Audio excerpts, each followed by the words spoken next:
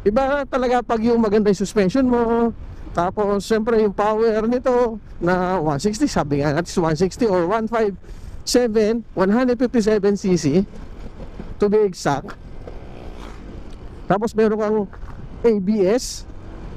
Masasabi natin na safety yung motor na to. O minsan naman talaga nagkakaroon ng human error. Kasi alam naman natin sa saglit lang, blink of eye eyes lang or split seconds lang talaga na ang masasabi natin na pwede magkaroon ng aksidente.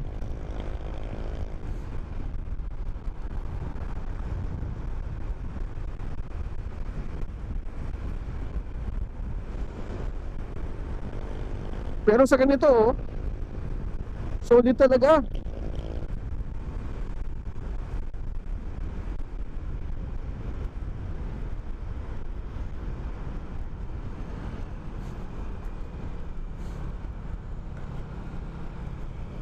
Testing natin dito ay dumaan.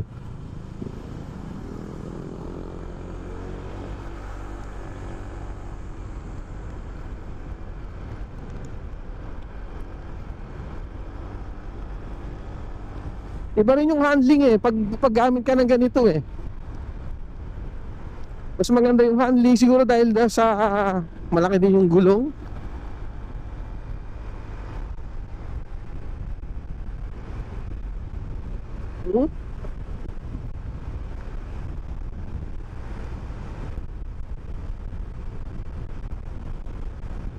Alam mo, hindi mo ramdam yung mga lubak na gano'n yung napakadaming humps.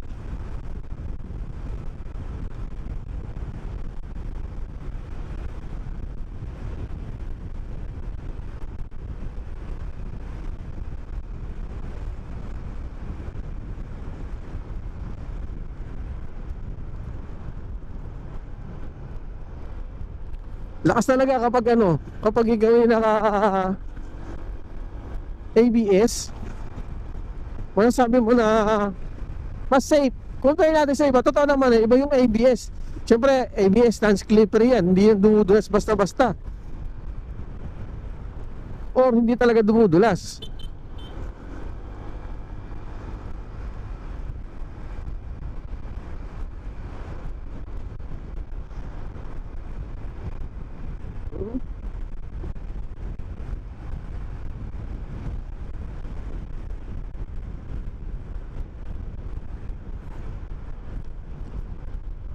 Solid. Minsan lang tayo makapagpatakbo ng ganon. Solid. Minsan lang po tayo magpatakbo ng ganon. Medyo pa nga, sigurado sa iba is normal na yun. Sa atin or sa akin minsan lang ako makapagpatakbo ng ganon. Ganong kabilis. Totoo lang kasi hindi naman tayo mabilis magpatakbo. Nagtry lang tayo.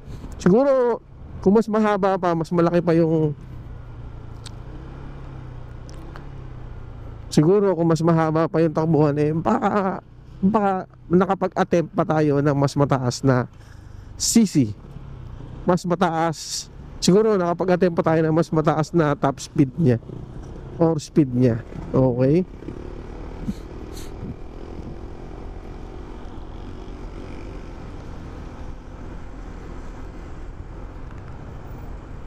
So yun lang mga kaibigan. So tinesting natin to si PCX ni Honda. Maraming salamat kay Honda Philippines diyan sa Tanawan, Batangas sa pagpapahiram sa atin ng itong unit na PCX na to. And syempre big shout out sa lahat ng staff ni Honda Philippines. Yan, solid at iba yung power talaga. Subukan niyo, try niyo na mag-test drive or bumili ng isang PCX na katulad nito. Sa halagang 149,900 pesos, meron ka ng solid na motor na katulad nito. Thank you.